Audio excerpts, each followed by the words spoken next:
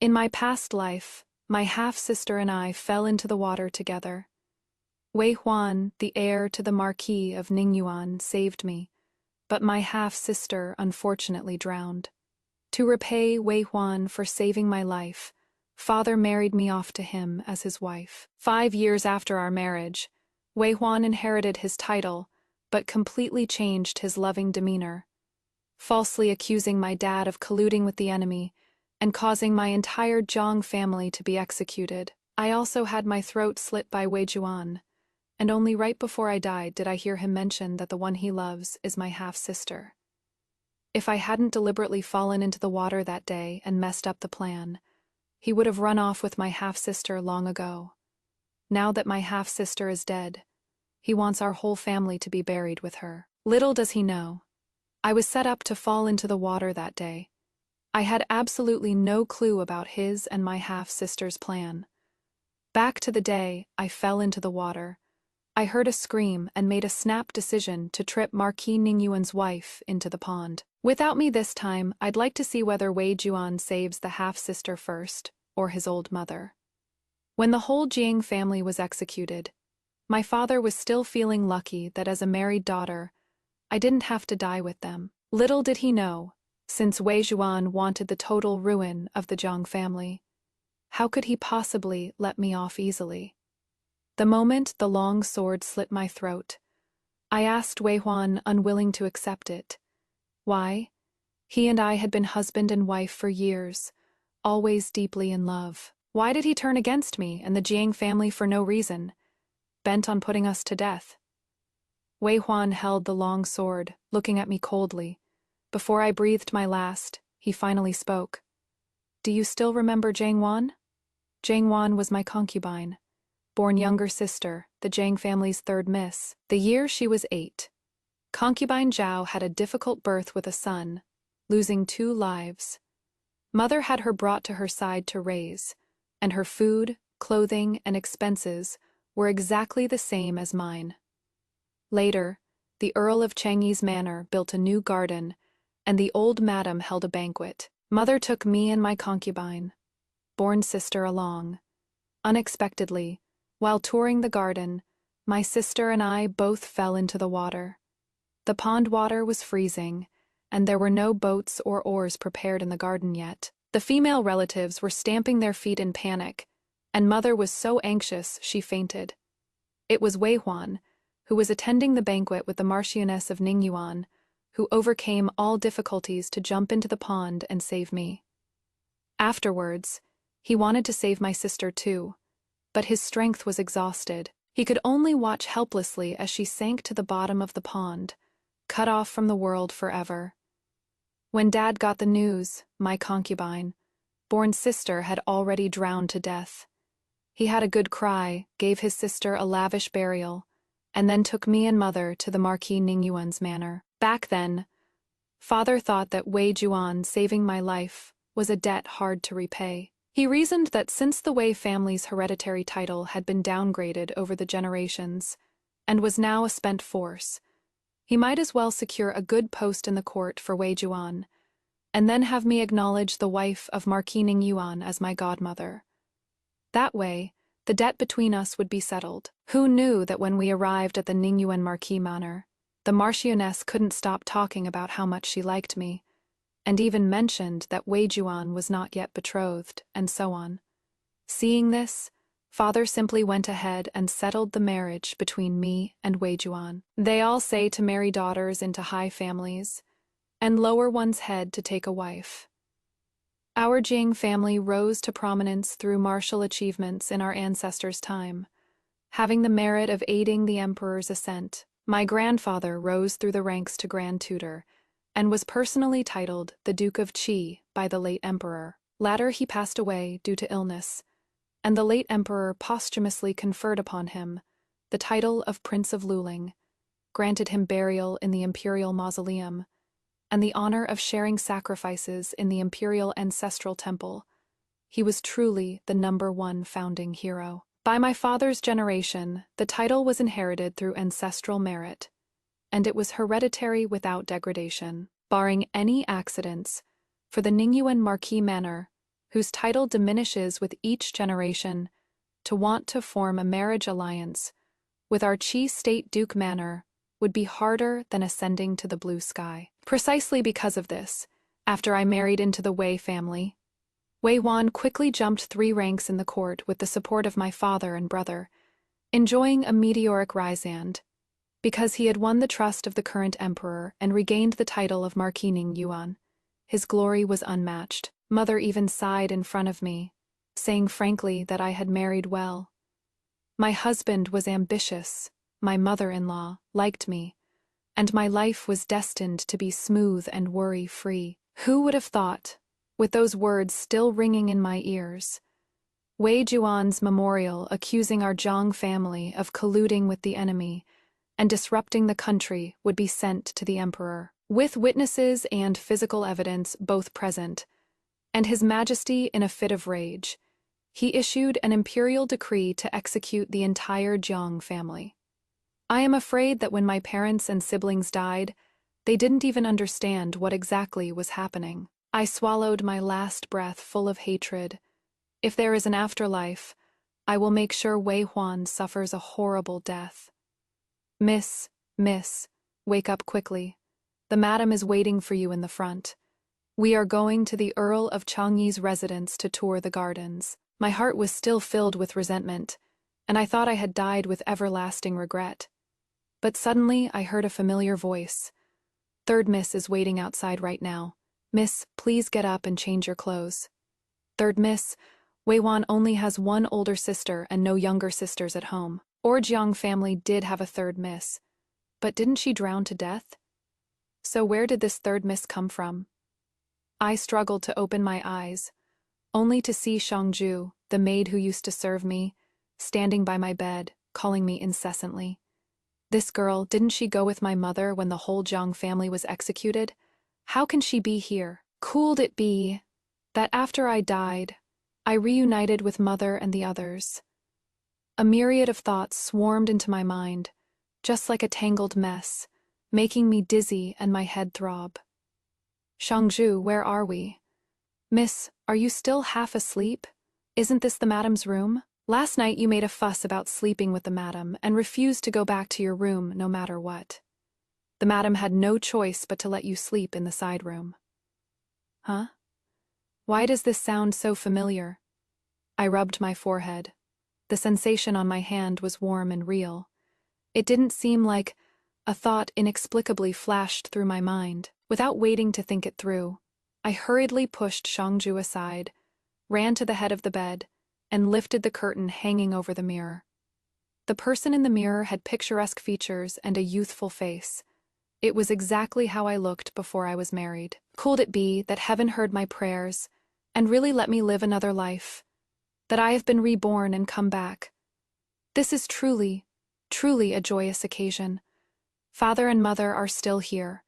Brother hasn't met with disaster, and I haven't married yet. Everything is at its best. This time, no matter what I say, I won't get involved with the Wei family again. Not only that, I want the Wei family to suffer the pain my Zhang family suffered in the last life, so that the spirits of the entire Zhang family from my past life can be comforted in heaven. Shangju, quick, help me change my clothes. I want to go see mother. I happily put on my clothes, but before I had time to go see mother, third sister Jiang Wan walked in. Looking at me, she said, "Second sister, you sure are dawdling. I've been waiting for you for ages." Only then did I remember that Jiang Wan was also a link in the case of the Zhang family's execution. Watching her come in, I couldn't help but look her over carefully. In the past, mother was afraid that because her birth mother died early, she would have worries in her heart, so she treated her and me equally. She even considered that she was younger than me and would ask me to yield to her more. Whatever I had, Jiang Wan had too. Even things I didn't have, if Jiang Wan wanted them, mother would have someone buy them for her. Like today, mother prepared the exact same soft blue shirts and apricot yellow skirts for me and Jiang Wan. I put mine on, but Jiang Wan had someone make her a brand new pink satin embroidered gauze skirt with peony patterns and gold. printed colorful trim as gorgeous as flowers in March. Thinking back to what Wei Huan said in my past life, I suspect Jiang Wan had already arranged to meet him by now, which is why she is dressed to the nines. It is just that. I am in blue and Jiang Wan is in red. Even in the water, you wouldn't mistake one for the other. So how come Wei Huan saved me? I pushed down my confusion, met Jiang Wan's expectant gaze, and asked her one more time. Third sister, you are in such a rush. Is there something you just can't wait to do? Jiang Wan was taken aback by my words, then immediately fluttered her lashes and shook her head, feigning innocence. No, it is just that mother is already waiting up ahead. If we're any later, she'll get anxious. She still wants to hide it from me, hide it from the Zhang family. Little does she know that with the supreme status of our Duke of Qi's household, even if she isn't a legitimate daughter, as long as the Duke's sign still hangs, marrying into the Wei family wouldn't be difficult for her, unless there is a problem on the Wei family's side. Wei Huan currently holds no official rank, and the ones calling the shots at home are Marquis Ningyuan and the Marchioness. He must have surely discussed the matter of liking Jiang Wan with his family. If they were a decent family who didn't nitpick over legitimacy, simply looking at our Jiang family's standing and reputation, they'd be eager to agree to this marriage. It must be that the Marquis of Ningyuan's household looked down on Jiang Wan for being born of a concubine, so they didn't agree. Since they didn't agree, our Duke of Qi's household naturally wouldn't force our daughter to marry down, which is why Wei Juan and Jiang Wan resorted to this desperate measure. He originally wanted to stop mother, just to let Wei Juan and Jiang Wan waste their efforts, but right at the last moment, I changed my mind. I stopped it this time, but there is no guarantee Wei Juan and Jiang Wan won't come up with some other rotten idea next time, and stir up some trouble. Might as well go with the flow and beat them at their own game. So, I took Jiang Wan's hand and went to the front hall with her. Mother was over there instructing people to prepare the gifts, dressed in splendid clothes and sparkling with jewels. No longer destitute and miserable like in the previous life.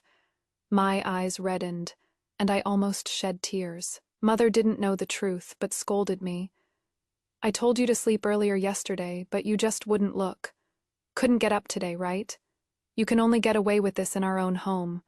When you marry out and become a daughter-in-law in the future, are you going to sleep until the sun is high in the sky, too? Her words made me laugh. I stepped forward and linked my arm through hers, nuzzling against it nostalgically, and said in a spoiled tone, Then I won't get married my whole life. I'll just live at home and take care of you and Daddy. You wish, when a girl grows up, how can she not get married? Mother smiled and pinched the tip of my nose, still treating me like I was little. Not only do you have to get married, but even our Wan Wan will have to marry after her coming of age ceremony. By then, when you sisters have married and left home, it will be hard for mother to see you again. Jiang Wan didn't speak, but just pursed her lips and smiled faintly. From the looks of it, she was dead, set on being with Wei Juan. I wordlessly helped mother onto the carriage, and Jiang Wan silently followed behind me, getting in and sitting down. She had something on her mind and looked uneasy the whole way. When we arrived at the Earl of Changyi's manor, the uneasy look on Jiang Wan's face became even more obvious. She kept scanning the guests coming and going in the crowd, as if she was waiting for someone. Of course I knew who she was waiting for, and I also knew what she was going to do next. So, just like in my previous life, I followed mother inside, but my eyes were scanning the crowd. In my previous life, when Jiang Wan fell into the water, she was not in the same place as me.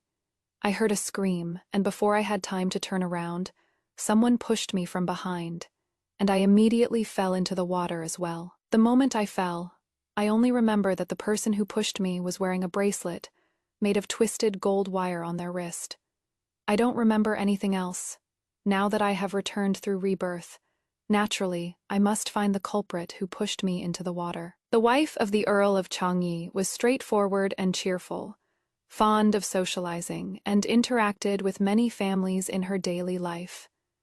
Just today's garden party had invited practically every noble and wealthy household in the entire capital. The female guests attending were all decked out in gold and silver, so trying to find out who was wearing a gold filigree bangle would be quite difficult.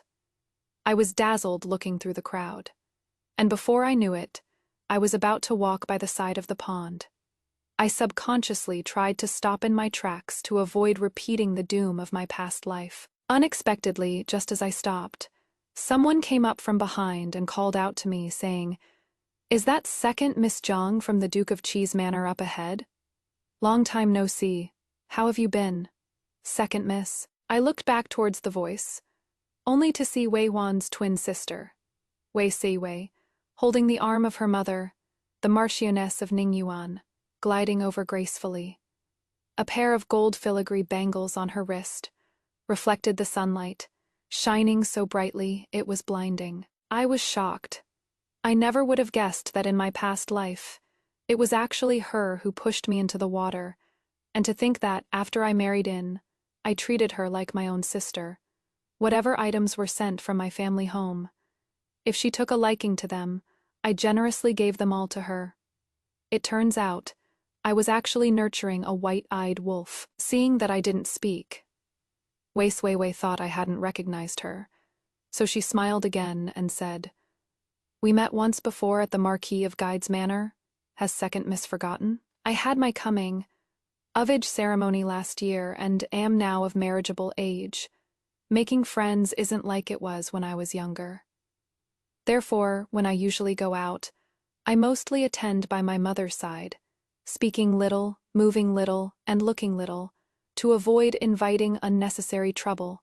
How would I remember a mere brief encounter with her? Besides, in the previous life, Mother and I were honored guests, accompanied by the wife of the Earl of Changyi.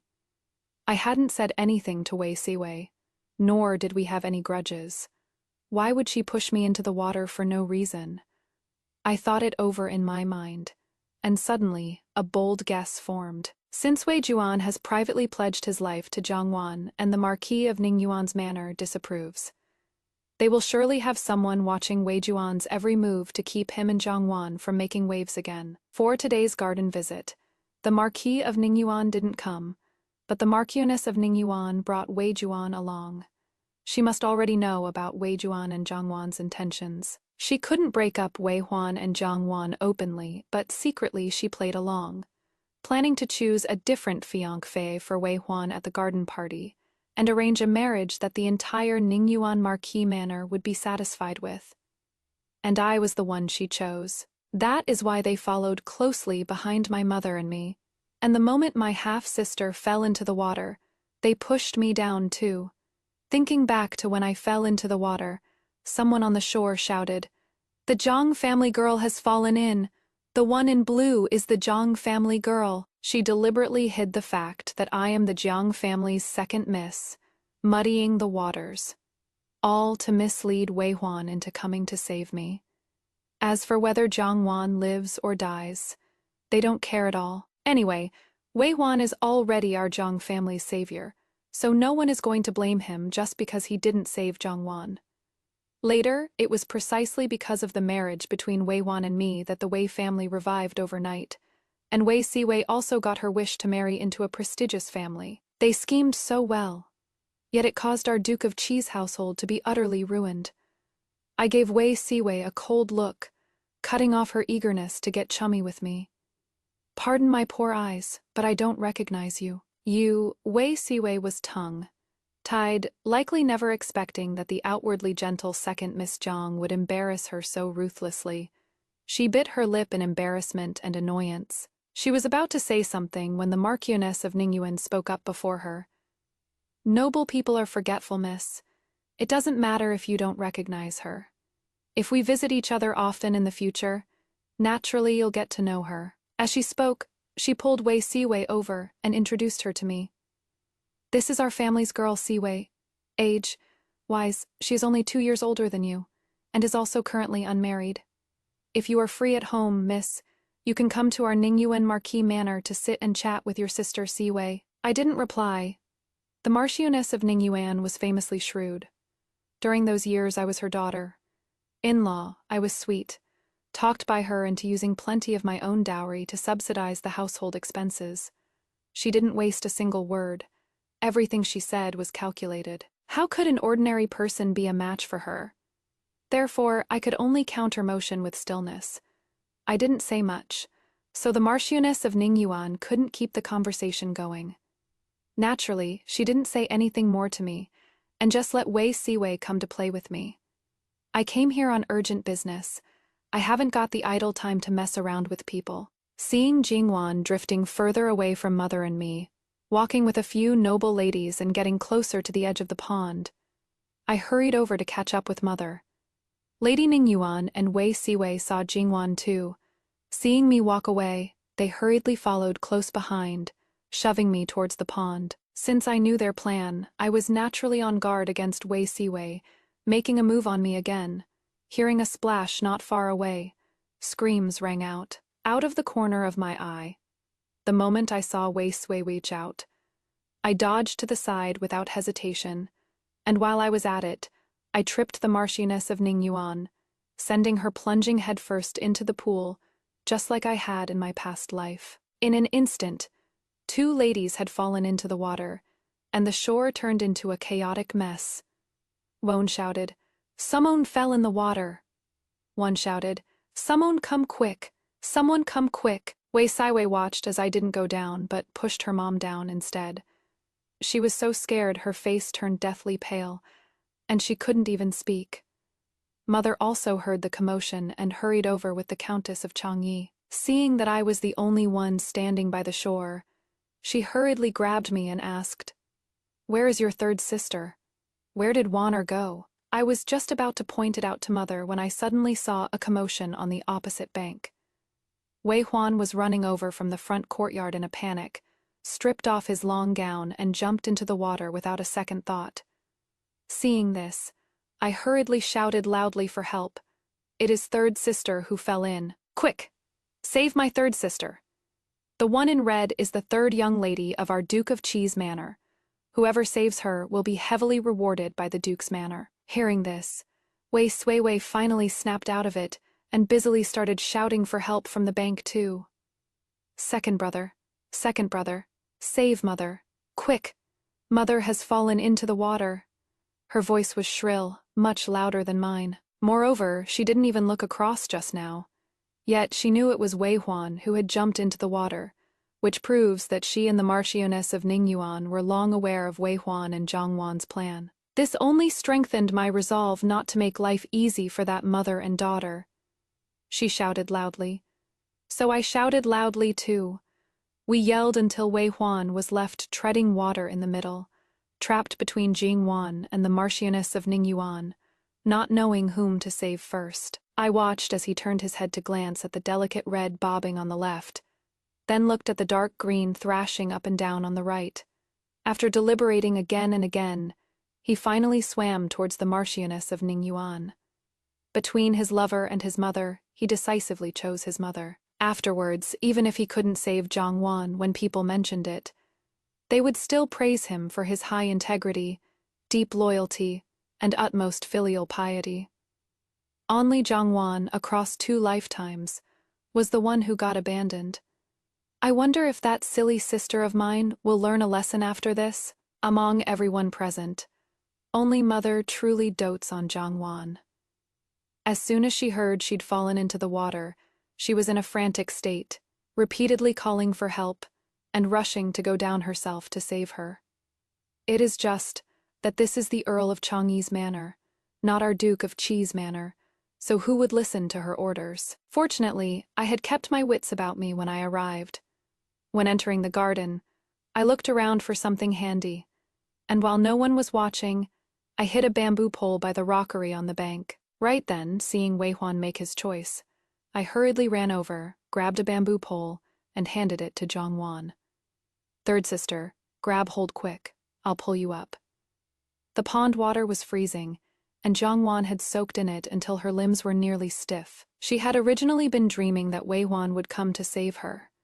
But now, seeing Wei Huan turn around to save the Marchioness of Ningyuan, she floated in the water just like a corpse, not moving at all. Anger rushed to my heart. So I took the bamboo pole and gave her a poke. Jiangwan, if you don't grab hold, you are going to die. Hurry up and get over here. Jolted by my poke, Jiangwan finally snapped out of it and hurriedly grabbed the bamboo pole with all her might. Seeing this, the noble ladies on the shore all stepped forward to help me pull, hauling Jiangwan out of the water together. Jiangwan coughed up water for quite a while after getting on shore. She looked like she was crying but not crying, laughing but not laughing, with her head hung low. Who knows what she was thinking? Instead, the noble young ladies on the shore clapped and cheered, all thinking they had united today to do a great deed, and even thoughtfully comforted Jiangwan. They say surviving a catastrophe brings great fortune. Don't be afraid, Sister Wan.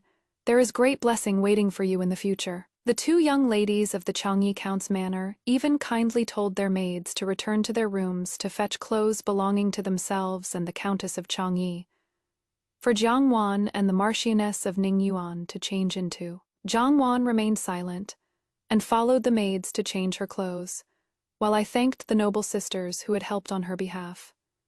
Mother also breathed a sigh of relief. Once Jiangwan had finished washing and grooming, she took my hand in hers to bid farewell to the Countess of Changyi, saying plainly that Jiangwan must have been spooked by falling into the water, and that back home we'd not only need to find a doctor but also get a Taoist nun to take a look at her. Come to think of it, the Countess of Changyi was also badly frightened. In my previous life, Jiangwan and I fell into the water together. Although I was saved, Jiangwan died right there in their garden. The Changyi Count's manor feared Jiangwan's ghost, and also feared that our Duke of Qi's manor would turn around and blame them. They lived in fear and trembling, never daring to associate with our Duke of Qi's manor again. So Mother and I ended up missing out on a lot of news about the noble families for nothing. This time, the people who fell into the water were Jiangwan and the Marchioness of Ningyuan.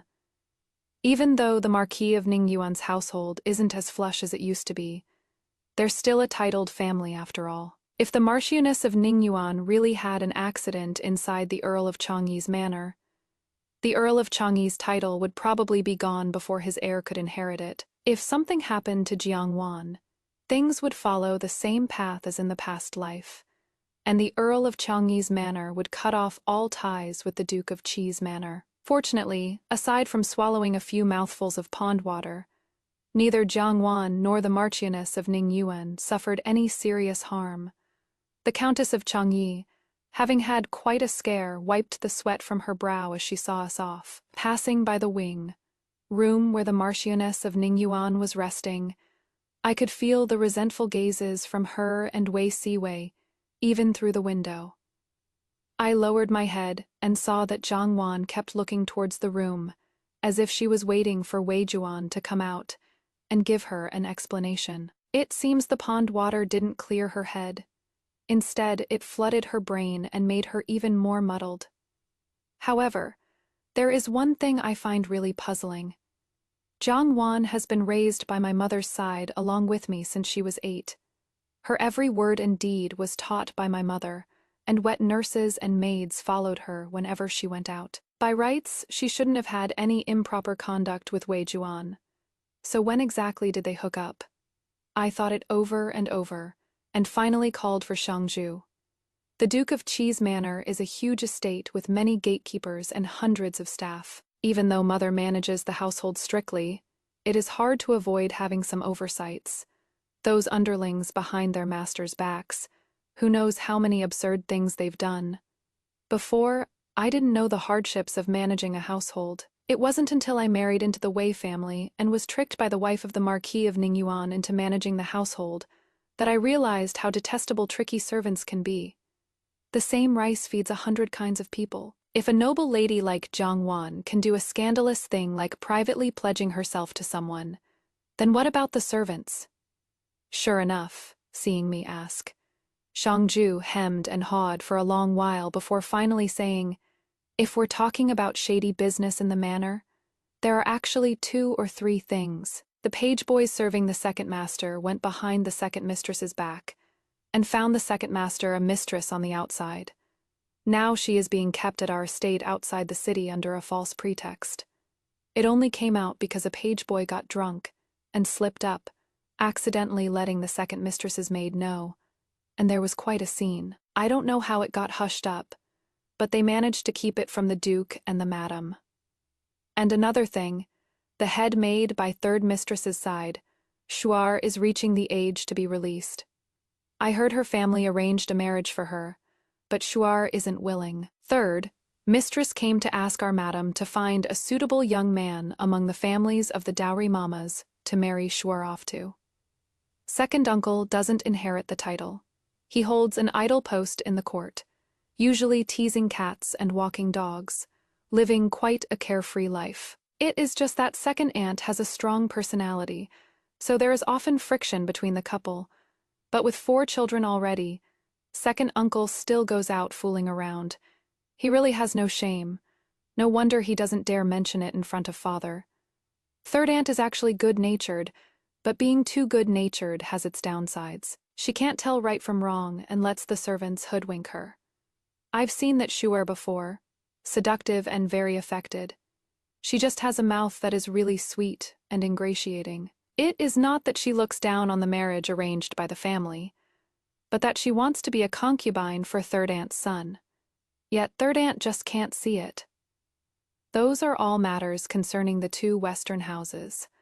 Let's disregard them for now. I only ask you, is there no dirty business in our own house? For instance, the page boys by father's side, the maids by mother's side, the people waiting on the third miss. Is there anything I don't know about? This is a bit, but it is all small stuff. Shangju dared not speak. I gave her a faint glance. You must know that many major events arise from small things. A 1,000-mile embankment collapses from an ant's nest.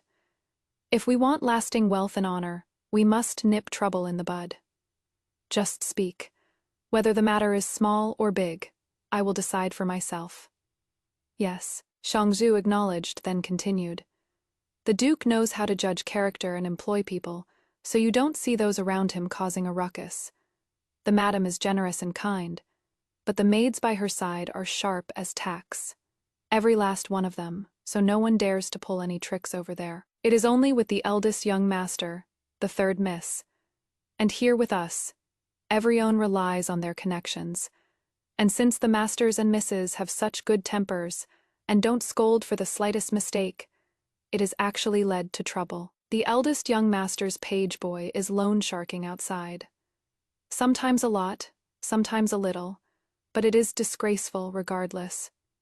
The third miss is young, but her maids are grown, and with so many sons of the stewards in the estate, it is hard to avoid some shady carryings on behind everyone's backs. As for us here, and I am not just saying this, but miss, you really ought to start asserting your authority. Otherwise, today someone comes asking for something, tomorrow someone comes looking for handouts. What do they take us for? As for Big Brother's page boy, I'll make sure Big Brother disciplines him later. Of the head maids by Zhangwan's side, 2 are nearly 20. If they aren't let go soon, they'll become old maids. It is understandable that they want to make plans for themselves and seek a good marriage. But to drag Jiangwan down just as her first love was awakening, and even get her to carry on an illicit affair with Wei Juan, that is their fault. They really should be handed over to mother to be sent away. As for the people in my room, aside from my 2 wet nurses, there is no one else who dares to come asking for things or trying to sponge off me.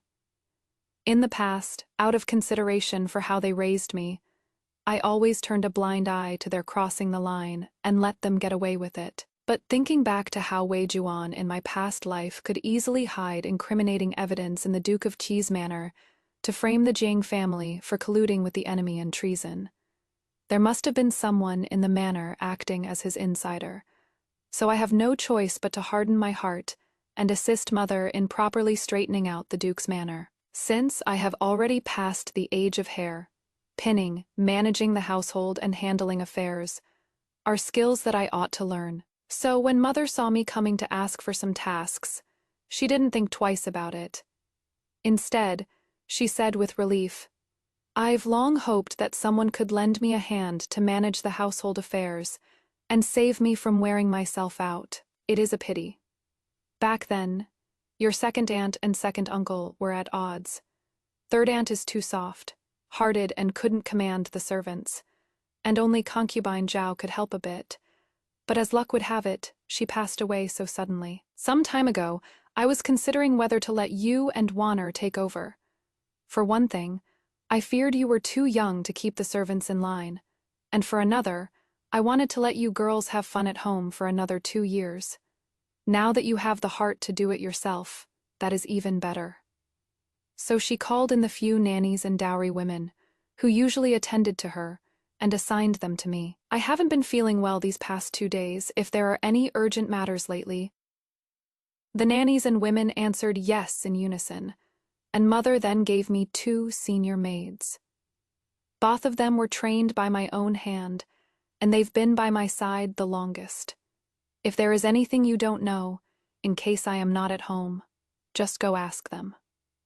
Yes, I bowed to accept the order, leading a vast crowd of older women, wives, and maids out of the main courtyard in a grand procession.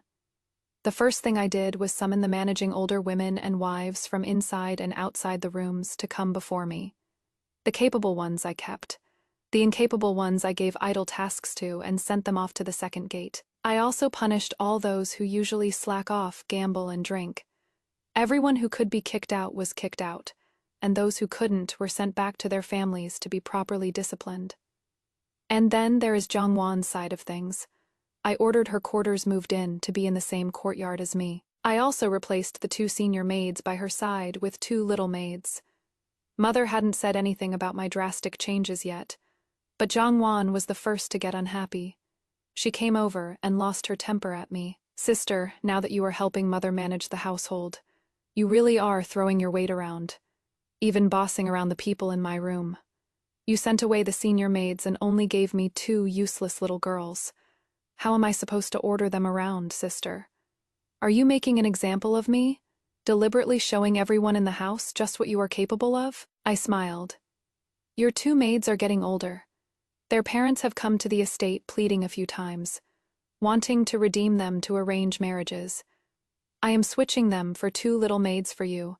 They're practicing with the senior maids right now, so they'll be useful in the future. Besides, we're both girls destined to marry out. We don't have many years left at home. I want to talk more with you, sister, and stay a few more days. Is that so bad? If you say the little girls aren't handy, the senior maids in my room aren't of age to marry yet. Whoever you want to use, feel free to call for them. Jiang Wan had nothing to say. She lives secluded deep within the Duke's manor.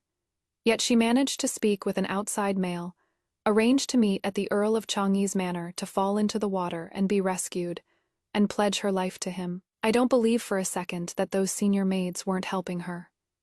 Such double-crossing wretches would be a calamity in any household. She still wants to keep them by her side. I reckon she hasn't completely cut ties with that Wei Juan. How can I let her meet Wei Juan again and invite a wolf into the house? Sister, you are of age now too, and your marriage is about to be put on the agenda. By rights, it shouldn't be me, your unmarried older sister, telling you these things. But if I don't, I am afraid you won't understand. Although the 2 of us didn't come out of the same belly, we were both raised by Mother. Just like Big Brother, once we step outside and outsiders mention us, we are all the Duke's children. There is no difference. As for marriage, Father and Mother will surely make good plans for you. Until then, isn't it nice for you and me to live in the same place and learn how to manage the household together? Jiang Wan looked thoughtful. After a moment, just when I thought she had figured it out, I heard her say, "How can I be the same as second sister? Second sister was born of Mother, while I was born of a concubine. We are worlds apart from birth. Second sister doesn't need to pick and choose a marriage. People come rushing to your door, and me. I am a concubine-born girl. Even if Father and Mother plan everything for me, in the eyes of others, I still can't compare to a legitimate daughter. I can only rely on myself to secure a good match." I wore out my tongue trying to persuade her, but she only cares about the opinion of the Marquis of Ningyuan's family. I don't know what kind of bewitching potion Wei Juan gave her, making her risk her innocence to marry him. No, Jiang Wan is being foolish. I can't follow her in being foolish. Once back in my room, I summoned Shangju. Go give careful instructions to the two little maids sent to Third Miss's room. No matter who Third Miss meets or what she does, have them note it down and tell me. Also, call over the few maids who used to serve Third Miss. I have something to ask them. Shangju uttered an acknowledgement, then immediately asked me out of curiosity, has something happened in Third Miss's room? I couldn't bring myself to tell Shangju, and even with mother and father, I didn't know how to open my mouth. Without proof or evidence, it would just look like I was intentionally trying to slander Jiang Wan. There are so many people in the house, so many eyes and ears. If even a whisper of this got out, the girls of our Jiang family wouldn't be able to show their faces, and even mother would lose face. After all, Jiang Wan is recorded under her name, and she practically raised her single-handedly. Now that Jiang Wan is having an illicit affair with an outside man, isn't that telling everyone that mother failed to raise her properly? This matter shouldn't be made public. I've been managing the household recently. Big brother and I are easy to handle, but third sister is young and impressionable, so she needs to be watched closely. Shangju seemed to half understand, but she works efficiently and is careful and thorough. There is nothing I order that she can't get done. She quietly brought several of Jiang Wan's senior maids into the room. I then ordered the older women servants to surround the outside, forbidding anyone from entering the courtyard, and also called the two maids mother gave me to come and listen in. The senior maids had heard about me assisting mother with managing the household, so when they heard I was looking for them, they thought I was assigning them some good task. They never expected that as soon as they entered the door, I would make them kneel down. Usually I see you all acting well, behaved and dutiful. Who knew that behind everyone's back, you'd be doing such dirty things? Speak. What have you been helping Third Miss do? The few head maids glanced at one another, looking a bit panicked. However, still hoping to scrape by on luck, even after being sternly questioned to their faces, they stiffened their lips and quibbled. We servants are here to wait upon Third Miss. Naturally, we help Third Miss change and wash, and clean the rooms. We don't know what Second Miss means by asking this. As the maids grow up, they start getting ideas, daring to deceive those above and below at such a critical moment. I signaled Shangju to fetch their deeds of servitude. Our Duke of Qi's estate is a kindly household. While we don't go around beating and killing, we won't tolerate sand in our eyes. If you don't confess honestly, it won't be right for the estate to keep you, and we'll have to send you somewhere else. As for where that is, I won't say. But they know it certainly isn't a good place, and they certainly won't ever come across masters as good, tempered as our family again. Only then did the few senior maids get a bit scared. They looked at each other, hesitating. No one wanting to speak first, yet no one daring not to speak. I waved my hand, having Shangju lead two of the maids to the next room first, leaving only Kyushi behind. Speak one by one. If you speak well, I'll naturally have a reward, and I won't breathe half a word to Third Sister. Kyushi was the maid serving Third Sister's bedchamber. Hearing this, she hurriedly kowtowed to the ground, crying out injustice repeatedly. Second Miss, spare me. None of this has anything to do with me. Ever since Third Miss went to the Marquis of Guide's household and met the young ladies there, she came back like a completely different person. All day long, she demands we get page boys to buy her some storybooks. When she gets them, she reads all night. If she goes a day without reading, she loses all appetite. What kind of storybooks are so bewitching? This slave doesn't know either. I just occasionally heard Third Miss muttering while reading. Something about the distinction between legitimate and base. Born that one's marriage must be fought for by oneself. Something about gifted scholars and beautiful ladies. And you and I are fated to meet, but not to be together. All sorts of things. This slave can't remember that much. No wonder last time third sister was saying things about being legitimate or baseborn, and talking about worlds of difference. Turns out she got it all from this book. Where is that book kept now? When third miss finishes reading, she puts it in the bedside cabinet. I told Shangju to find the little maid sent to third sister's place, and catching third sister off guard, retrieve the book for me. Then I called Shuntua over and asked her, "You tell me, how did third miss come to know Wei of the Marquis of Ningyuan's household? Speak falsely, and mind that I don't have you sold off." Chunhua didn't know what Chushi had told me earlier. Scared by me, she poured it all out like beans from a bamboo tube. It was at the Lantern Festival on the 15th of the first month. Our miss dropped a handkerchief, and the heir picked it up. Later, when the heir came to return it, miss went to get it personally, and that is how they met. Donggrong also said, later on, the young lady and the heir frequently exchanged letters in private. The heir told the young lady he wanted to marry her and asked her to wait, but their household kept refusing, and the young lady couldn't wait any longer. So she plotted with the heir a few times, intending to privately pledge themselves to each other and make it a done deal. What a fine song about a beauty dropping her handkerchief to stir up lovesickness. What a touching pair of fugitive lovebirds. Is this also taught in storybooks? I became all the more curious about that storybook. The maids sent by mother heard everything clearly from start to finish. The two of them never imagined such a huge scandal would occur in the manor, and looked at me in shock, not knowing what to say. I kept them around just to serve as witnesses. Now that I've got to the bottom of things, I said, "You two sisters heard it with your own ears." My third sister made a private engagement behind everyone's backs, implicating all the female relatives in the household. If this were an ordinary family, drowning her in a pond wouldn't be too harsh. But she was raised by my mother's own hand after all, and she is my flesh and blood sibling. I don't want her to die, nor do I want the Duke of Cheese Manor to lose face. This matter must be brought to an end. Hearing this, the two maids hurriedly asked me, "Miss, what do you plan to do?" I called Chunhua, Kushi, and Donggrong over and instructed them carefully. What happened today is only known to the people in this room. Not half a word is allowed to leak outside. You did very well this time. You said everything that needed to be said. Third sister trusts you.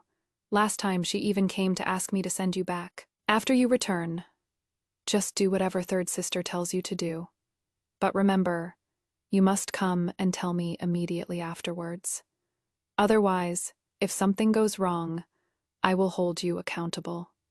At this moment, Chunhua and the others didn't dare say a single word of refusal, and hurriedly agreed. Jiang Wan has been bewitched by that storybook or whatever these days, her whole heart throwing itself into her romance with Wei Huan.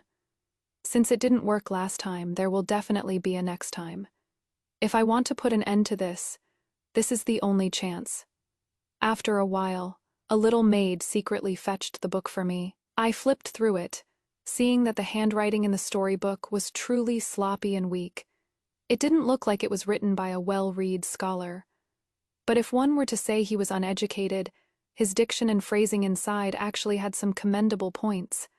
It is just a pity it was used to write about frivolous romance. Moreover, the language in it is full of rebellion against orthodoxy, urging people not to observe women's virtues, not to follow rules, not to value official careers, and to ignore filial piety and wisdom, focusing wholeheartedly only on finding one's true love, disregarding the strict separation between men and women. Whenever they meet, it is all sweet nothings and cuddling, all proper decorum and etiquette are cast to the winds, just so the two can be together forever. It also touched on one's origins and the distinction between the legitimate and the baseborn, portraying all those high-ranking wealthy families as utterly hideous. Whoever tried to stop them was painted as vicious, cruel, and brutish. Even one's own parents and closest kin could become enemies. To think such wicked books would fall into the hands of girls in the boudoir. Who knows how many of them, upon reading it, will end up like third sister, crazed and possessed, led astray. I handed the book to the little maid, telling her to put it back in Zhangwan's cabinet, exactly as it was found, then called for Shangju to find the servant boy who bought books for Zhangwan, and have him buy a few copies for me as well. Shangju knew full well the danger of that wicked book, and hearing this, hurriedly urged me. Third Miss read that book and forgot all rules and propriety, nearly causing a major scandal. Miss, you simply must not read it. I nodded. I hadn't planned on buying the book to read anyway. It was just to serve as evidence for father and mother. Witnesses and material evidence were all secured. The only thing missing was third sister making an appearance. I dropped hints and warnings both openly and discreetly several times, and tried to advise her. But Zhangwan wouldn't listen. Instead, she called me old-fashioned, boring, and some sort of feudal moralist. Second sister, are you just going to wait for father and mother to arrange a marriage for you? To go into a blind marriage? Don't you want to find someone you like, to bear his children and spend your whole life with him? If I could find someone I liked to marry, and both families were agreeable, then naturally that would be better. If I can't find one, I'd rather find a family of equal standing that we know inside out, and marry over to be a proper wife. That is still better than her, privately pledging her life to someone like that. Not quite a wife. Not quite a concubine. Second sister, our paths are different, and we cannot make plans together. You don't need to say any more to me, second sister. Zhangwan pulled a long face, looking very much like she intended to cut ties with me. I also advised her one last time, Zhangwan, you are a member of the Zhang family. For the daughters of the Zhang family, if one is honored, all are honored. If one is disgraced, all are disgraced. I hope you think before you act. Will you bring shame to the Zhang family's reputation? Will you, for your own selfishness, implicate all the sisters in the household? Jiangwan ignored me, and 2 days later, I received word from Chunhua and Kyushi that Zhangwan had hooked up with Wei Juan again. I was choked with anger, so I decided to just cut through the mess and bluntly had the maid go tell Zhangwan that if the Wei family still hadn't agreed to her marriage with Wei Juan, then she should incite Wei Juan to give up the glory and wealth of the Marquis Manor and elope with her to another place. Jiang Wan was bewitched by the word love, and actually listened to Chunhua and Chushi. She wrote a letter telling Wei Juan, and even arranged the time and location for the elopement. I got that letter, made an exact copy to send to the Marquise of Ningyuan's manor, kept the original, and handed it along with the vile book to the maid mother sent. Go tell mother, third sister is all grown up, I am afraid our manor can't keep her anymore. The maids took their orders and left. When mother saw the letter and the book, and heard what the two of them said, she was so shocked she nearly fainted. She hurriedly sent for me. Wanner has done such a foolish thing. Why didn't you tell me sooner? How could you hide it until now? Hurry and send someone to keep an eye on her. She can't be watched over anymore. Even if mother watches over third sister's person, she can't watch over her heart. So we just let her run wild. She is shameless. But our Duke of Cheese Manor still has a reputation to uphold.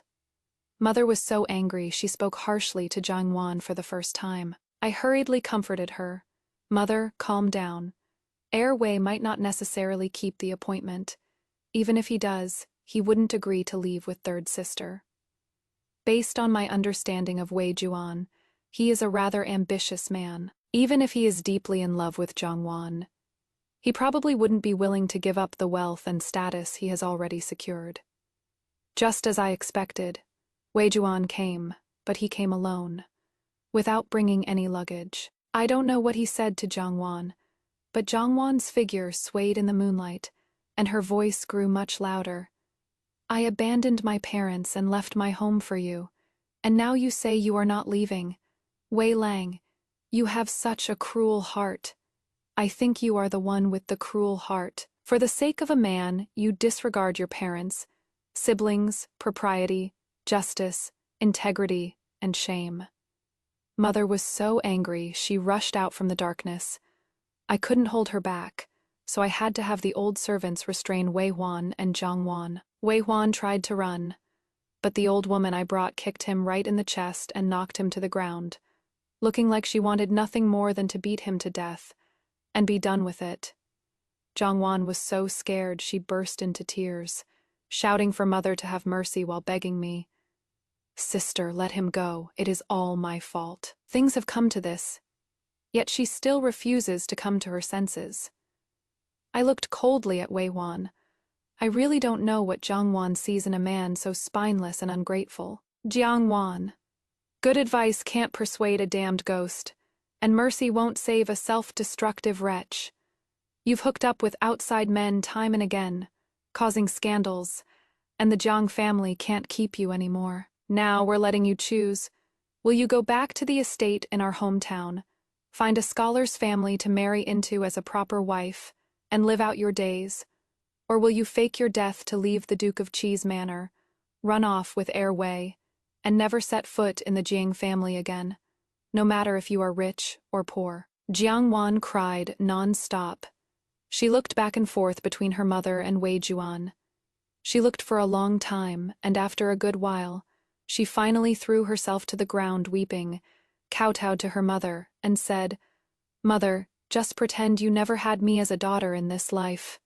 You are so foolish." Mother also started crying, pointing at her and sobbing. "Do you know what your birth mother said to me before she died?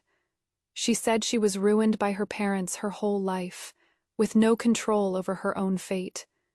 But fortunately, was sold into our manor to serve me and the Duke, and gave birth to you. She had no regrets in her life, only begging me to raise you well, to marry you into a good family as a properly wedded wife, for a life smooth and free of worry.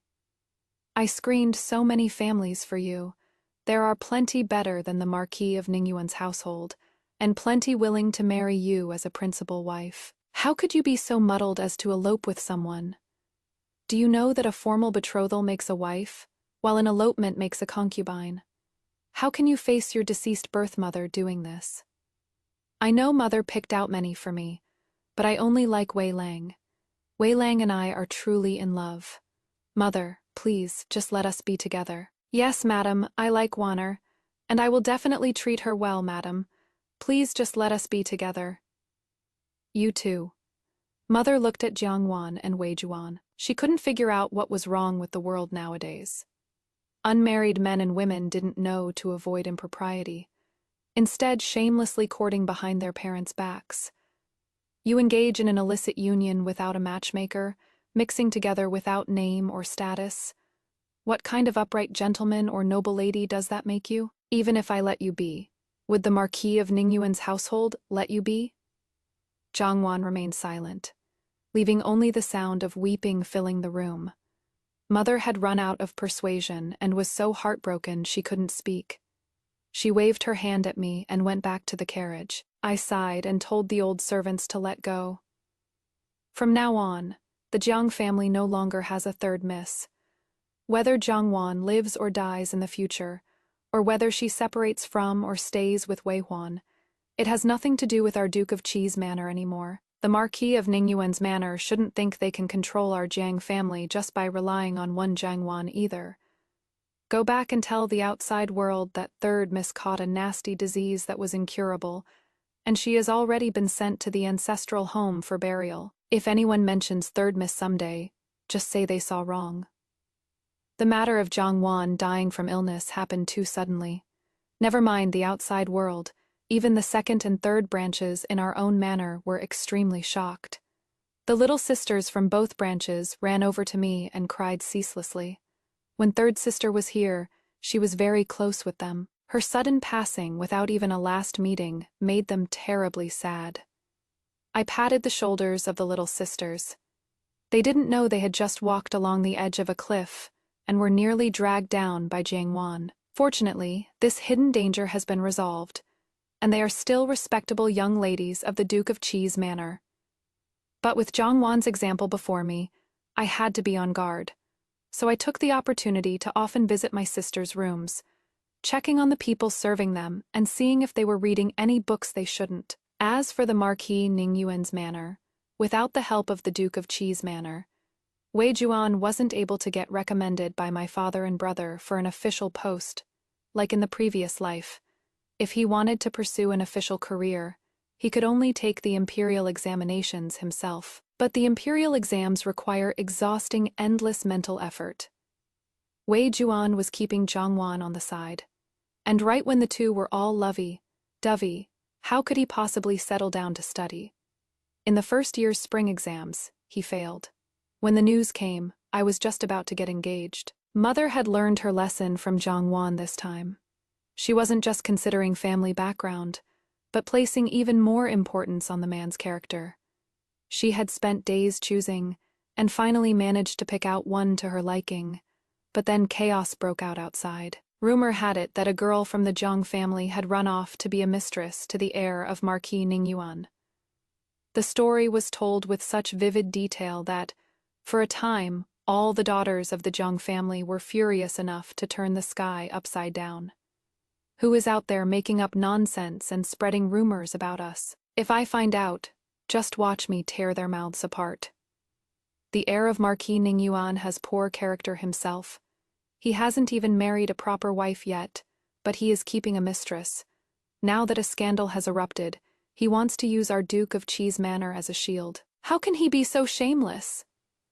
The little sisters were chattering non-stop, but Mother and I didn't speak a word. That day after sending Zhongwan off, the few old servants who followed Mother and me out were all ordered to keep their mouths shut, and under the pretext of escorting Zhongwan's coffin back to the hometown, they were sent back to the residence there.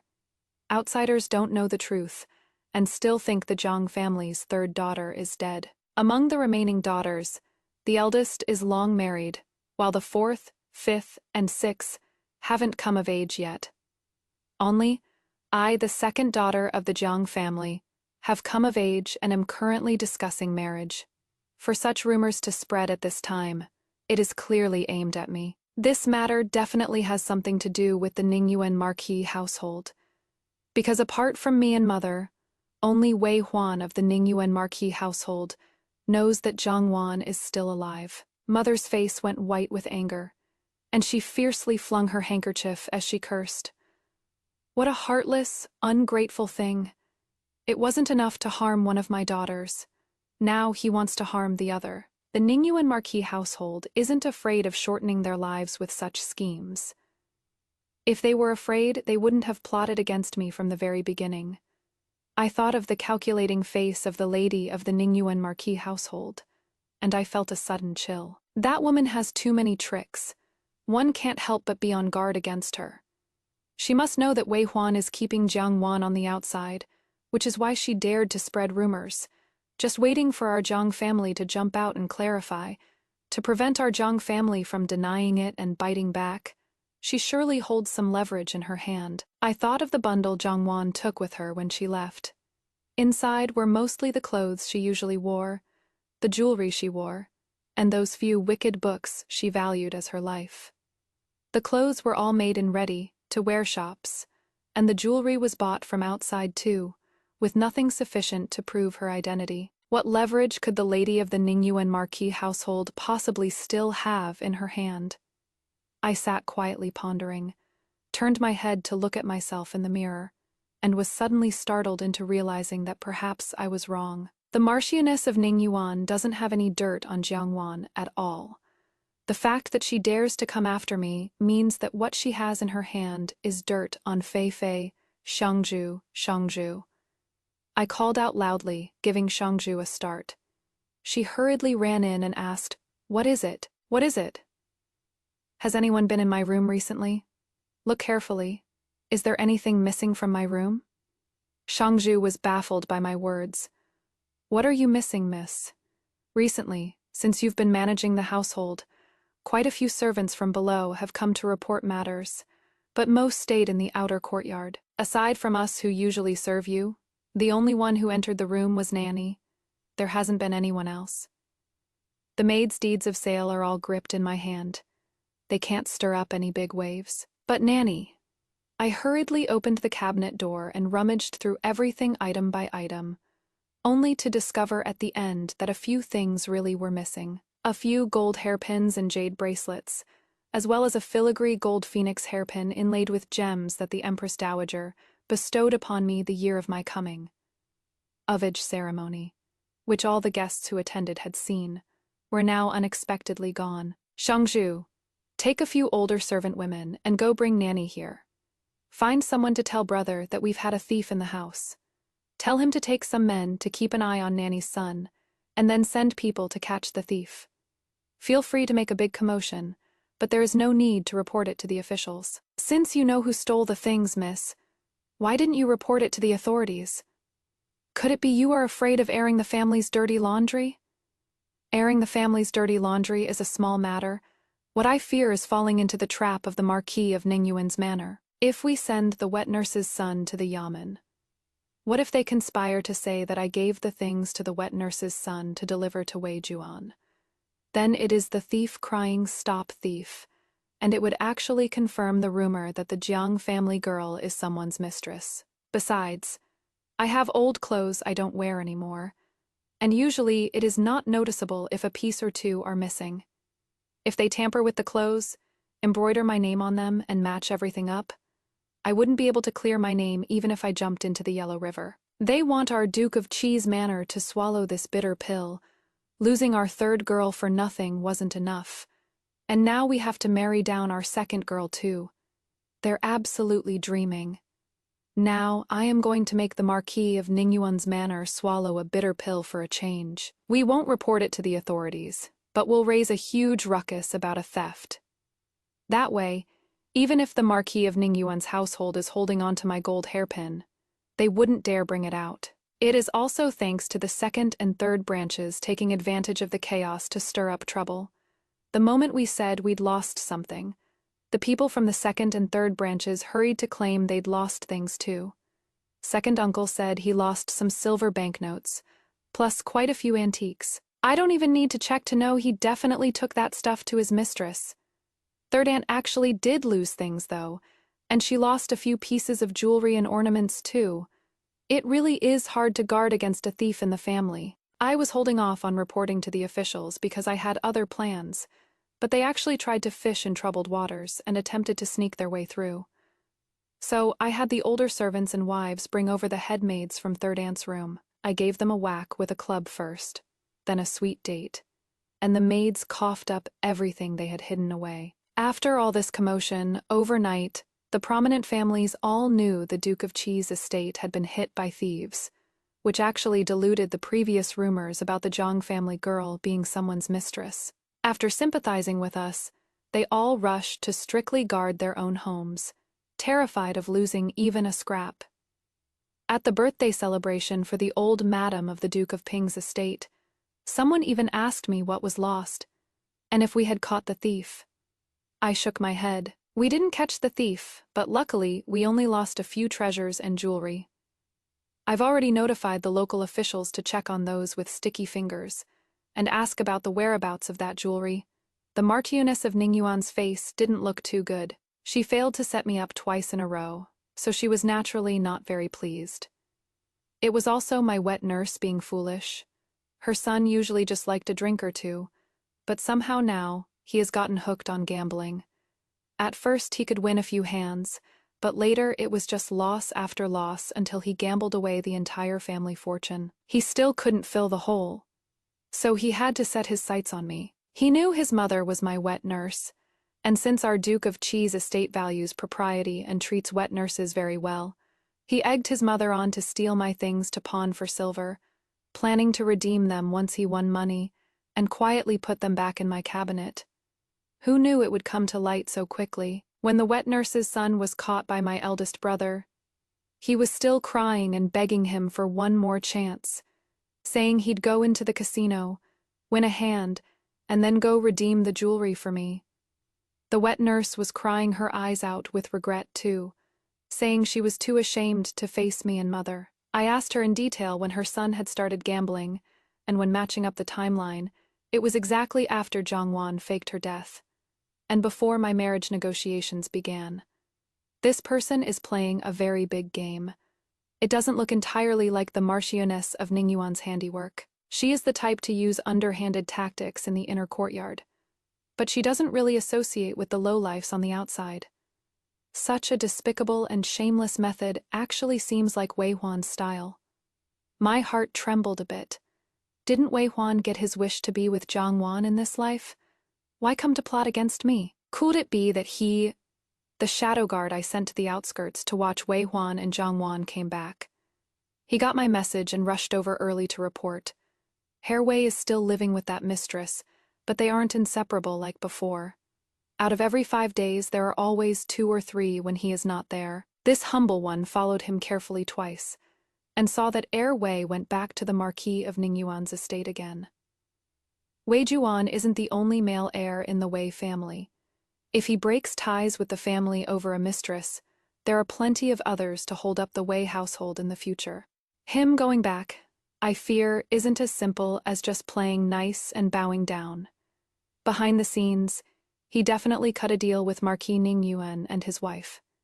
Jiang Wan becomes the mistress, while he marries another official wife. Poor Jiang Wan, giving up the wealth and glory of the Duke of Qi's estate, just to fly side by side with Wei Huan. I wonder what she would think if she knew the plans of Wei Huan and Marquis Ningyuan's household. I tapped my cup. As long as Marquis Ningyuan's estate isn't eliminated, I won't find peace for a single day.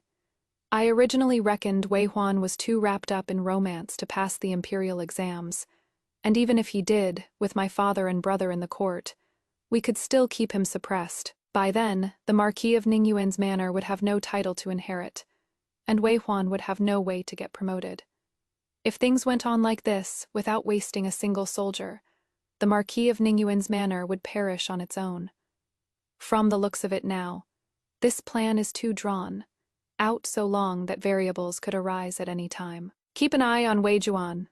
See where he usually goes, who he meets, and what he delivers. In my past life, Wei Juan framed our Duke of Qi's estate for colluding with the enemy and treason, and that evidence was laid out right before the emperor, solid and real. How did he get his hands on things that even our Duke of Qi's estate doesn't have? And who did he get them from? These are all mysteries that urgently need to be solved. There is another thing. Wei Juan suddenly running back to the Marquis Ningyuan manor to plot against me with his mother is also really suspicious. Suspecting him, wondering if he was also reborn like me. No way.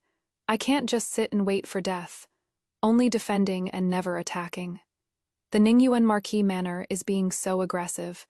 If I don't teach them a lesson, they'll never let this go. I thought of Jiang Wan far away in the suburbs, so while Wei Huan wasn't around, I disguised myself and went alone to knock on her door.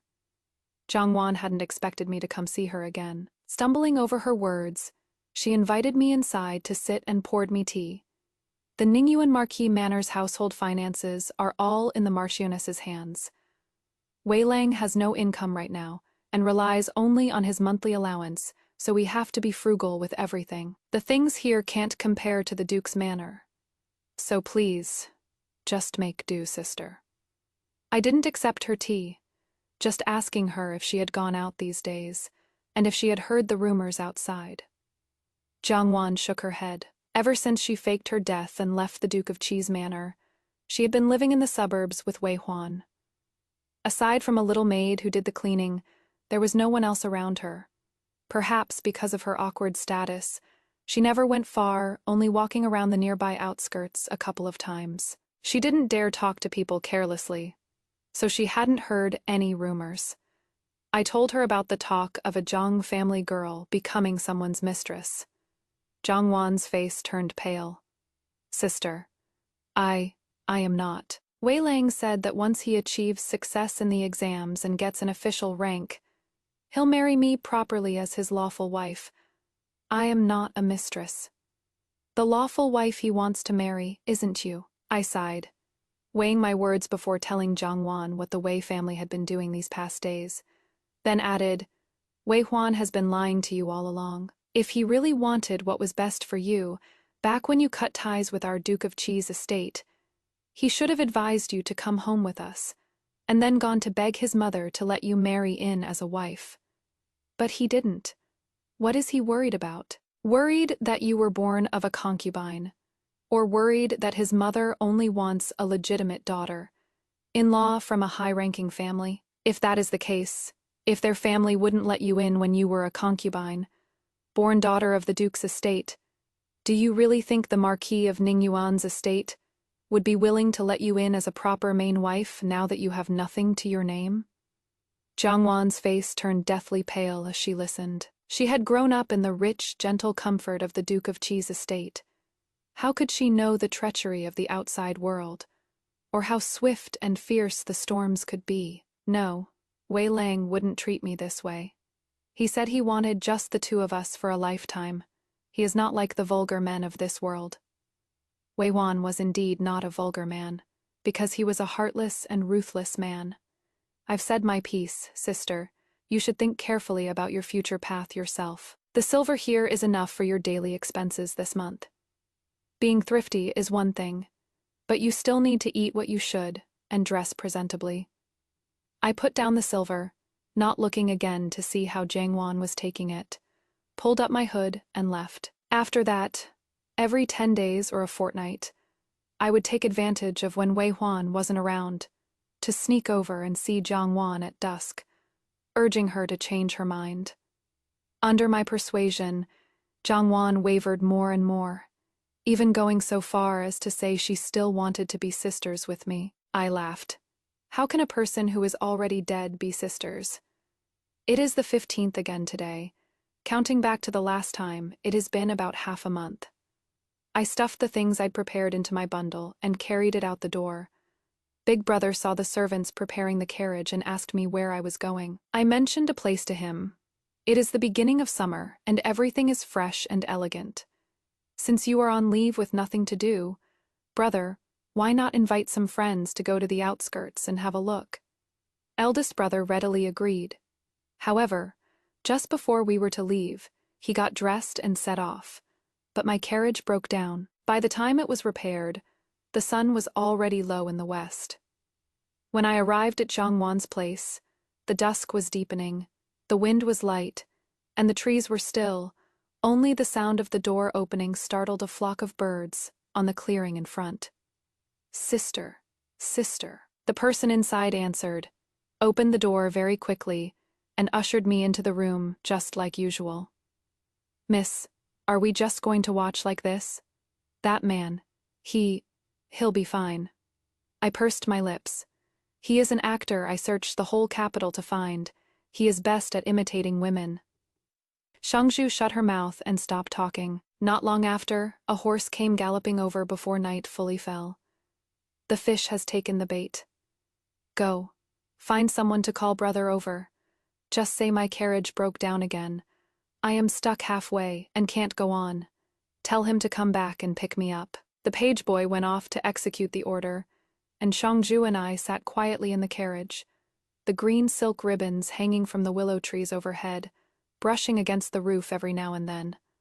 The wind filled the tower, signaling the coming mountain rain. In the distance, the fei clack clack fei of horse hooves came through, and the carriage and horses of the Marquis of Ningyuan's household stopped in front of the villa gate. Wei Suiwei supported the Marchioness of Ningyuan as she got off the carriage, and from afar she could be heard shouting, "Mother, they say the mistress brother keeps lives in this courtyard. Men, kick the door open." Now, immediately, servants went up and kicked open the door, and Wei Siwei and the Marchioness of Ningyuan barged in with a noisy crowd. Big Brother just happened to rush back from an outing. Seeing my carriage, he walked over and asked a few questions, then asked curiously, "What is going on over there? It is so chaotic." I smiled secretly. I heard it is the mistress Wei keeps in the villa. Brother, why don't you go take a look? Our Zhang family was slandered for nothing back then. It really makes one angry. You should go see exactly who that mistress is, brother. Hearing this, Big Brother indeed rolled up his sleeves and went over. Before he even got close, Wei Siwei and the Marchioness of Ningyuan came stumbling out with red faces, followed by someone with clothes half undone and chest exposed, shouting all the way, "Madam, madam, don't go. Wei Lang said he wants to marry me, Zhanghua, into the family." You can't go back on your word." As soon as he spoke, Big Brother and the others were shocked. This was a man. Wei Huan actually kept a man on the side. That son of a bitch, talking about keeping a girl from the Zhang family as a mistress. He clearly kept a man from the Zhang family. Big Brother stomped his feet in anger and went up to settle the score with Wei Huan. But fortunately, he was held back by his colleagues nearby. The Marchioness of Ningyuan thought that since this place was so remote, there surely wouldn't be many people coming and going. So she specially brought along female relatives from 2 other families to catch them in the act. She never expected that she would catch Wei Huan together with a man, walking out the door all flustered and red-faced. As luck would have it, she ran into Big Brother and the others, and things turned into an even bigger mess. By the time the sky just turned bright, the news had spread all over the city. Wei Huan of the Ningyuan Marquis Manor kept a man as a mistress. Shangju described it vividly, smiling as she reported back to me. "Miss, you weren't there to listen closely, but what they're saying outside is so interesting. They say the Marchioness of Ningyuan took the Countess of Changyi and her own daughter to catch Heir Wei and that mistress. When they pushed the door open and looked, Heir Wei was lying properly on the bed, and sitting next to him was a long-haired person undressing. The Marchioness of Ningyuan thought it was some shameless woman and went up to slap them. That person stood up, a full head taller than the Marchioness, and when he opened his mouth to speak, it turned out to be a man. It scared both the Marchioness of Ningyuan and the Countess of Changyi. Now, when the Countess of Changyi goes back and sees someone with long hair, she even has to ask if they're male or female. The wife of the Earl of Changyi loves socializing, and the wife of the Marquis of Ningyuan pulled her along just to act as a witness. She wanted to catch me and Wei Juan, spread the word to ruin my reputation, and force me to marry Wei Juan, whether I wanted to or not. She doesn't know. She understands me too little, and understands Jiang Wan too little as well. She thought Wei Juan tricked Jiang Wan and married me, and since I am Jiang Wan's sister, I'd surely tolerate Jiang Wan. Wait until Wei Juan passes the exams, divorces me, and elevates Jiang Wan to the main wife. Everything would return to its original place, and Jiang Wan would surely happily agree. But little did she know, this was just a scheme of mine, nothing more than luring them into a trap. I often went to drop things off for Jiang Wan, not just to make Jiang Wan see Wei Juan's true colors, but even more to bait Wei Juan into a trap. He thought I still had a soft spot for my sister Jiang Wan, and with the Marchioness of Ningyuan egging him on, he wanted to put Jiang Wan up to drugging me, get me alone in a room with him, and then have his mother bring people to catch us red-handed. But he didn't expect that this was a trap we sisters set for him. As much as Wei Wan loved him, she hated him just as much when she saw he wanted to drug and harm me, plotting to marry me as his official wife. Jiang Wan threw herself into the river. Once Wei Juan came to his senses, he would inevitably look for her to demand an explanation. She didn't want to see Wei Juan again, nor could she return to the Jiang family, so her only choice was to throw herself into the river to end her life. The current was rapid at the place where she committed suicide. Except for a pair of shoes, the Wei family found nothing. Wei Juan's reputation was thoroughly ruined. Let alone noble families, even daughters from humble households, wouldn't want to marry a man who kept another man as a mistress. Not only that, but Wei Siwei's marriage prospects fell through too. The wife of Marquis Ningyuan had shot herself in the foot. Marquis Ningyuan detested how she indulged their 2 children in their reckless behavior, causing a total loss of face, and was so furious he shouted about opening the ancestral hall to divorce her. Fortunately, the Marchioness was protected by the 3 exclusions from divorce. So the Marquis just shouted a few times and let it go. Me marriage was finally settled on Compiler Lin, the son of the Minister of Rights currently serving in the Hanlin Academy, and a relative by marriage to the Chen family my eldest brother proposed to. Putting everything else aside, just the Lin family's tradition of forbidding concubines to avoid domestic strife makes it worth marrying into. Meanwhile, the the secret guard sent out to tail Wei Juan brought back news again. After Jiang Wan committed suicide. Wei Juan was depressed for a while, but then started coming out and moving around again. He frequently left the city to meet people. His contacts were complex, a mixed bag from all walks of life, and even included people from beyond the borders. This dynasty has been established for less than a century, spanning 3 generations of emperors, before finally achieving the stability of today. However, the flames of war at the border remain constant. The foreign tribes have wolfish ambitions. Time and again they've tried to annex our border cities, only to be beaten back by the generals. Big Brother also once followed Third Uncle to gain experience in the army. Third Uncle was upright, brave, and resourceful, a rare military talent of our dynasty, but in the previous life, he was harmed by villains. He didn't die facing the enemy armies, but died just when he was returning home in glory. If Wei Huan wants to frame the Duke of Qi's estate again this time, let's just see if he has what it takes. Keep an eye on him. If they secretly pass anything between them, come back and tell me. However he treated the Duke of Qi's estate. I want the Marquis of Ningyuan's estate to suffer through every bit of it, one by one. Next March is an auspicious time, and my wedding date is set. The embroiderers in the manor have started rushing to make my wedding dress. Garments as bright red as blood are piled layer upon layer, covering the entire bed. Shangju walked in and handed me an envelope. Miss, the page boy at the second gate said this is an invitation from the Marquis of Guide's estate. Their manor has newly acquired some fine orchids, and they are inviting you. Second, miss, to come appreciate them. The Marquis of Guide's residence has some ties with our family. The 2 households visit each other frequently, so we are all very familiar. Strictly speaking, a girl like me about to be married shouldn't be out and about. But remembering those wicked books Jiang Wan reads came from the Marquis of Guide's residence, I accepted the invitation. When the day came, after dressing up, I boarded the carriage and went to the Marquis of Guide's residence. Third Monsieur from the Marquise's manor is the same age as third sister. Last year the 2 even became sworn sisters. Yet this year they are separated by death. She couldn't help but shed tears of grief when she saw me. Sister Wan was such a good girl.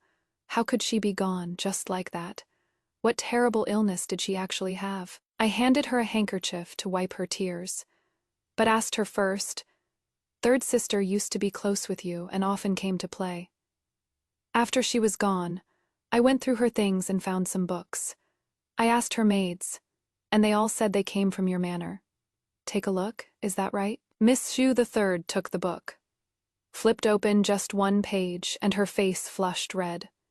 She stammered, "This book is something I got by accident.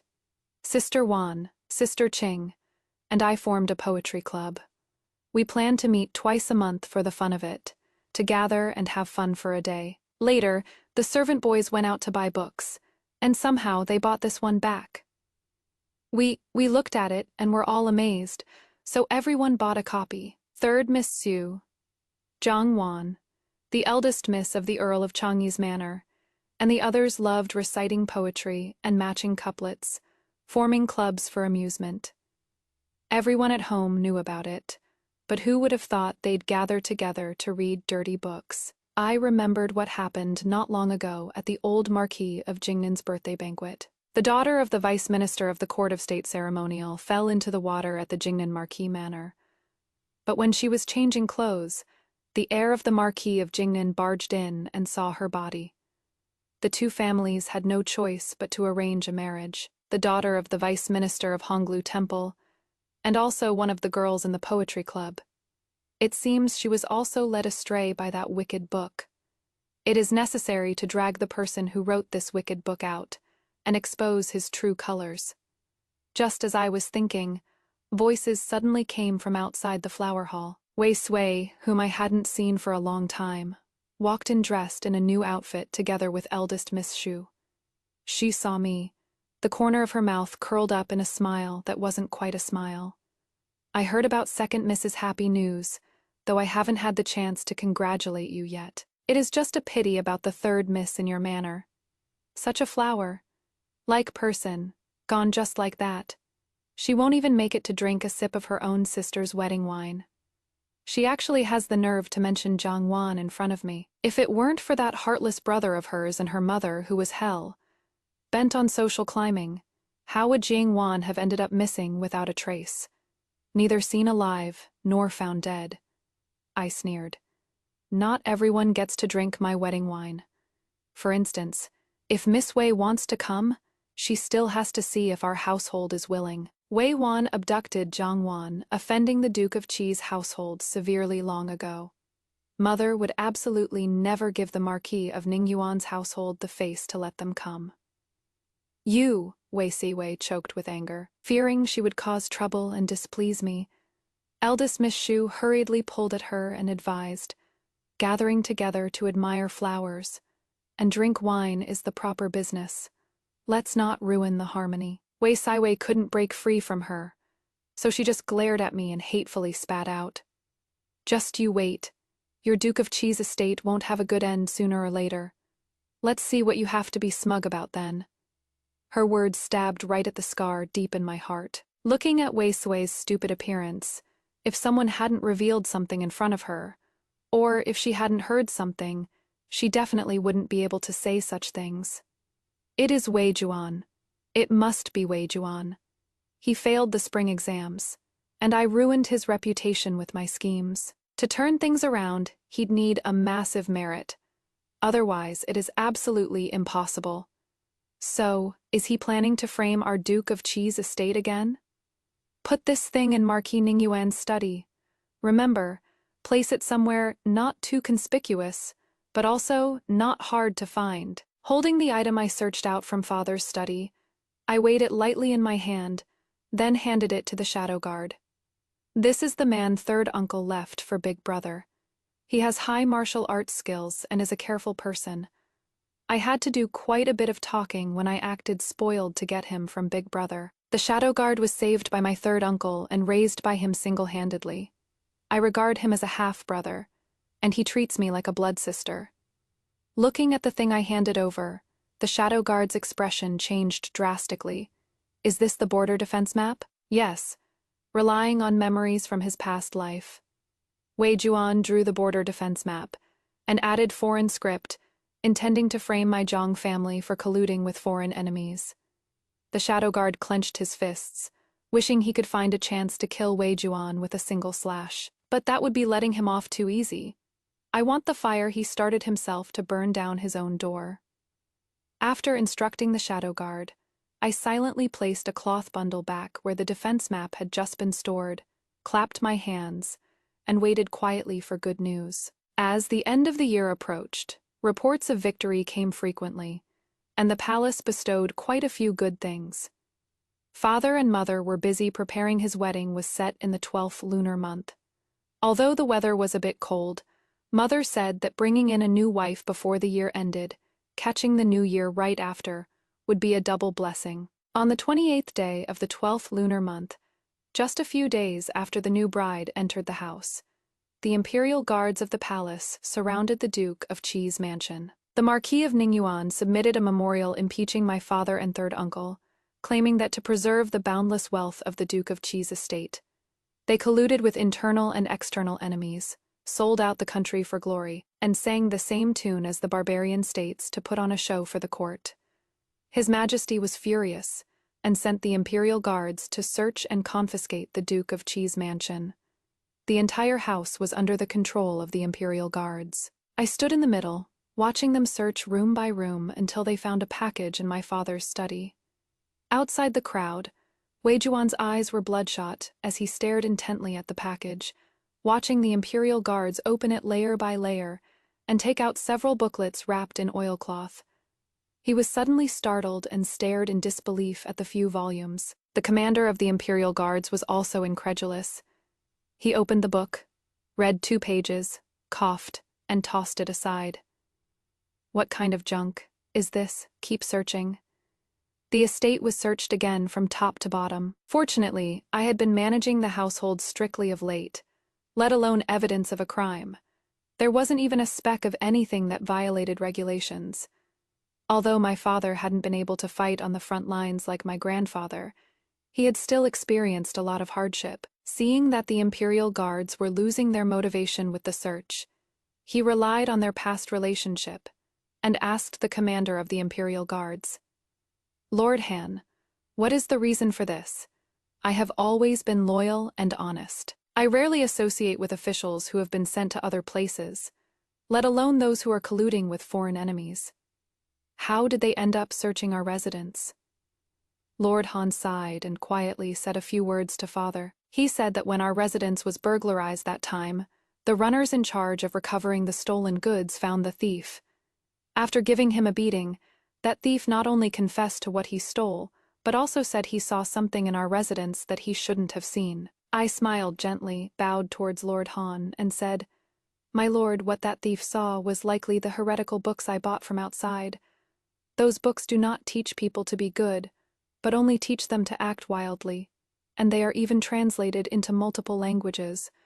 I feared there was a plot involved, so I bought a few copies. I originally intended to have Father report it to the Imperial Court to have it investigated, but I didn't expect it to cause such a misunderstanding. So that is how it is." Lord Han understood. I picked up the book he had thrown on the ground and handed it to him, continuing, "This book is lewd and wicked. It really must not be allowed to circulate in the world. If you don't believe me, my lord, you can go search the residences of Marquis Ningyuan and Marquis Guide as well." Lord Han weighed that book in his hand, his expression unreadable. But since he had made the trip out, he had to have an explanation when he returned.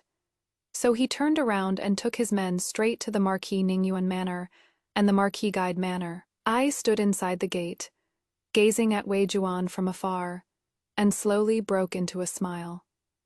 The Wei family had relied on the old Marquis in the early years and enjoyed a period of glory, but later on, no one served in the military. Marquis Ningyuan held an idle post in court and wasn't of much use.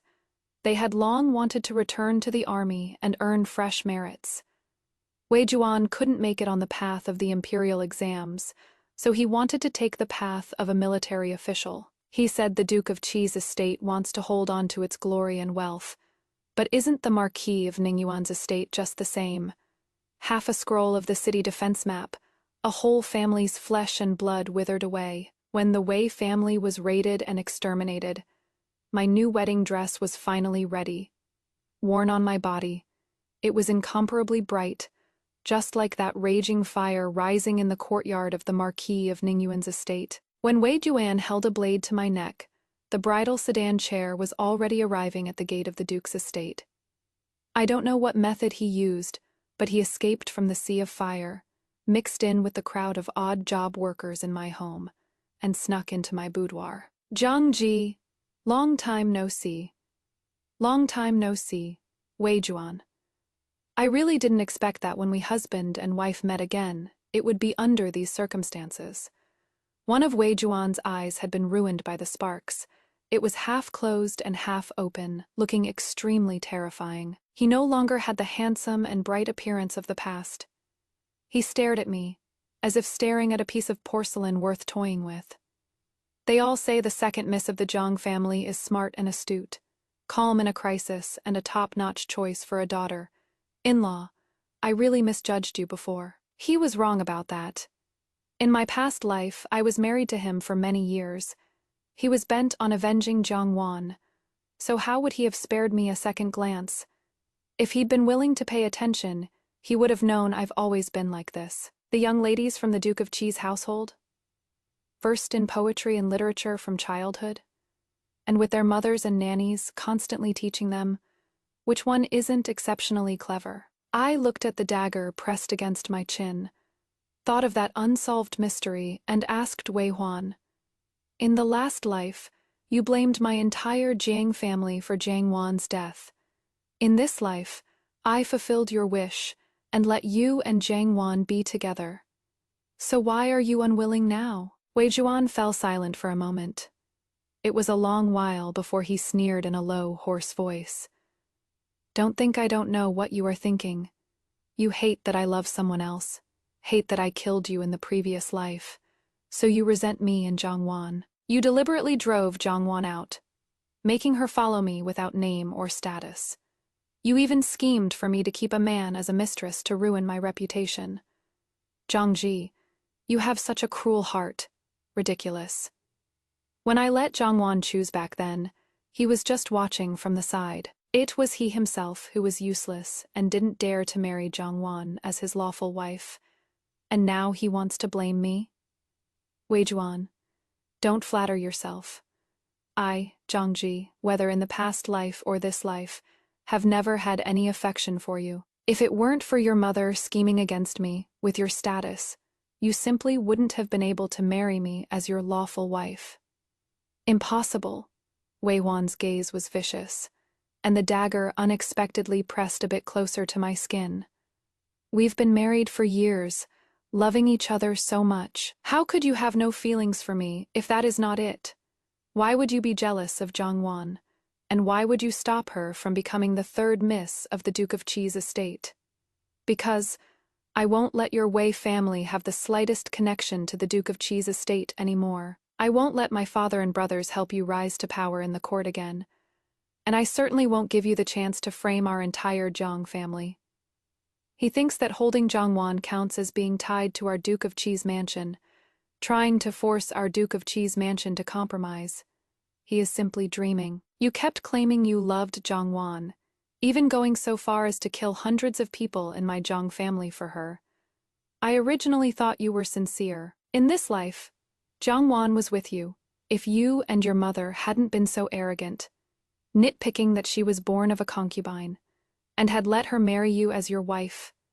Your Marquis of Ningyuan Manor certainly wouldn't have reached the point where the whole family is to be executed today. It was you who looked down on her origins and feared she couldn't give you the fame and fortune of your previous life.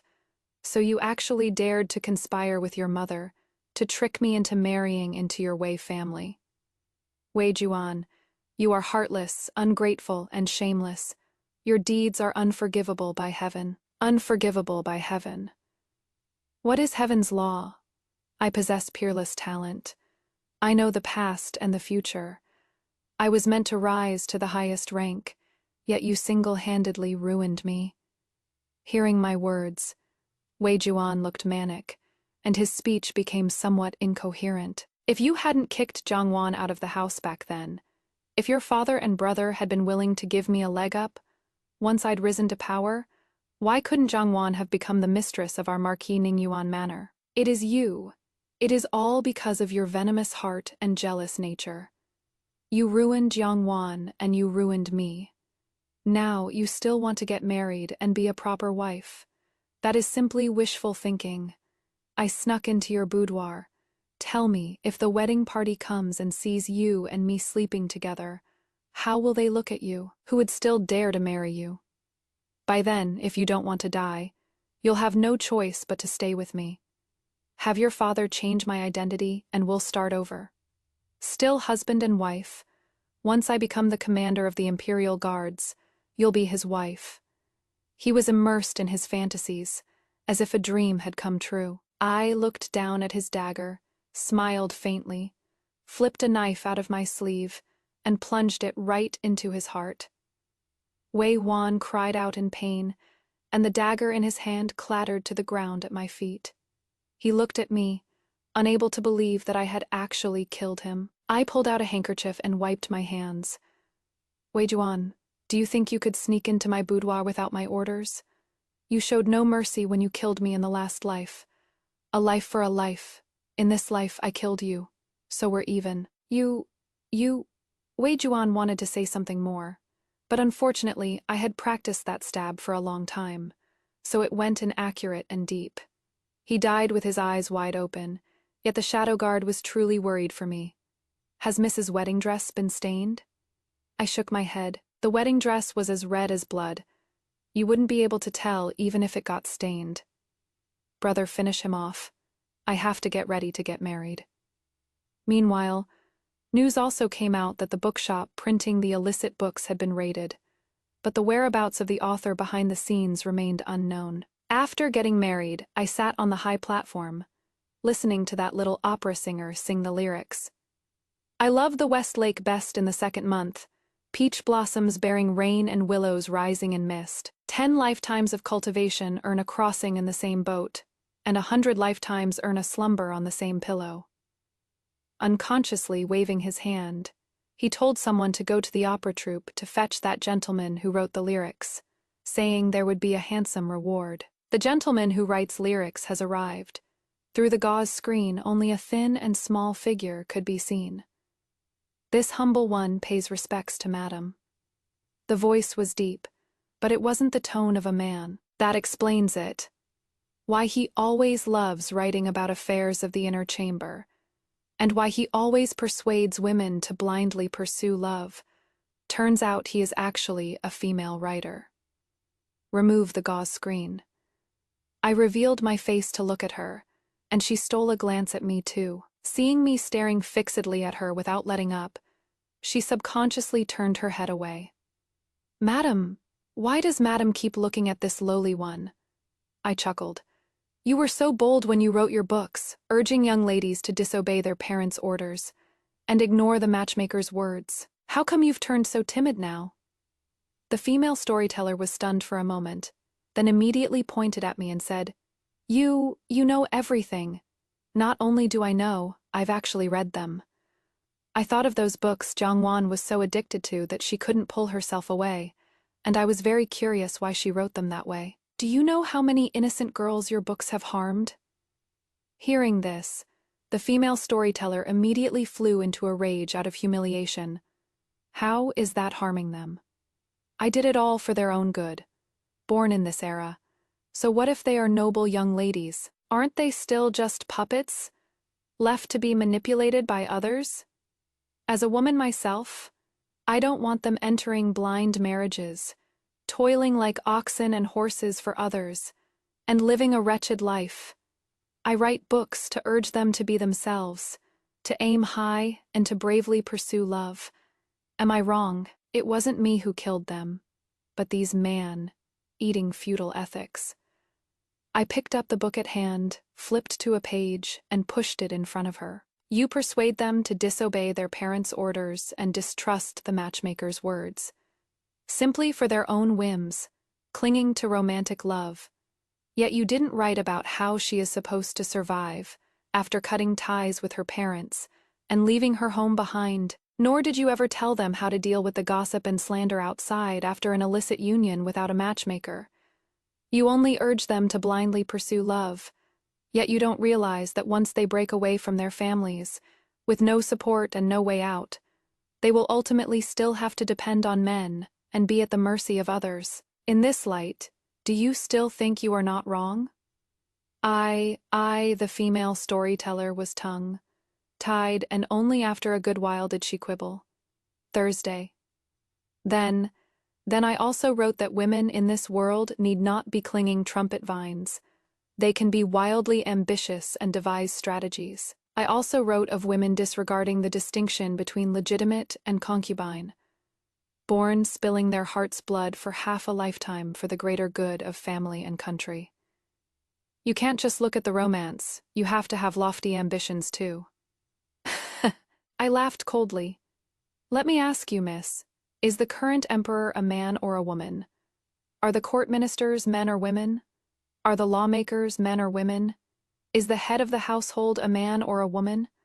Women born in this era are confined by men at every step, yet you still want them to believe men's nonsense. Why don't you write about ungrateful men dropping dead on the spot?